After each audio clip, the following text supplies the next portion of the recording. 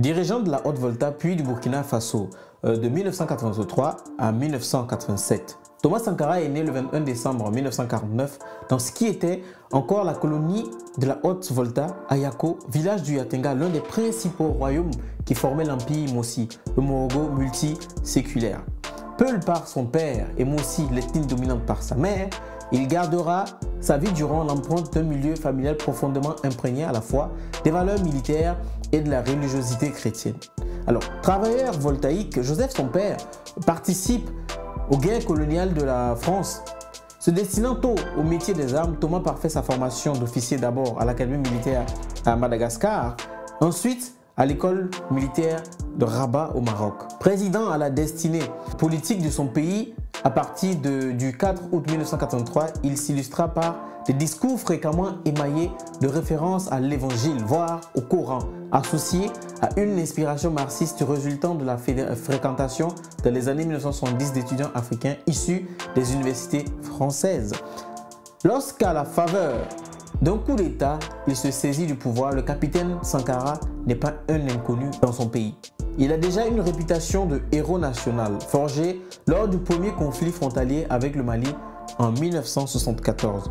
Son aura mythique se confirme en 1982 quand, sous prétexte qu'on bâillonnait le peuple, il démissionne avec éclat de son poste de secrétaire d'État à l'information dans le gouvernement militaire du colonel Seyi Zerbo qui, 2 ans auparavant, avait mis fin au régime civil de Sangoulé Lamizana. Intelligent, expansif, volontiers disserte, donnant l'impression de pouvoir s'exprimer sur tous les sujets avec une égale aisance, maîtrisant à la perfection l'art d'utiliser les médias et d'inspirer la sympathie, bref, doté d'un charisme incontesté, il apparaît naturellement comme le chef de file des jeunes officiers qui s'emparent des rênes de l'État dans la nuit du 4 août 1983. D'emblée, sous l'autorité du Conseil national de la Révolution qu'il dirige, la Haute-Volta devient Burkina Faso, la terre des hommes intègres, en août 1984.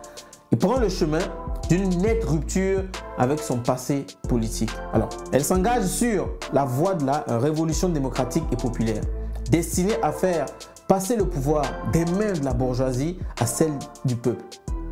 Dans cette perspective, le Conseil national de la Révolution engage une vaste politique de réformes touchant les domaines les plus variés: administration, commerce, éducation, habitat, relations extérieures. Mais la pièce maîtresse sera la réforme agrofoncière en 1985. Son objectif: inverser les rapports entre les villes et campagnes et rompre la dépendance de la paysannerie. En gros, 95% de la population burkinabé à l'égard des autorités traditionnelles pour en faire la base sociale du régime. Porté par l'enthousiasme populaire, le régime de Thomas Sankara remporte quelques succès. Mais ceux-ci ne suffisent pas à compenser le mécontentement qu'attise sa dérive autoritaire ainsi que les effets néfastes de certaines mesures économiques. La confrontation, souvent violente avec les syndicats, en sera l'éloquente illustration.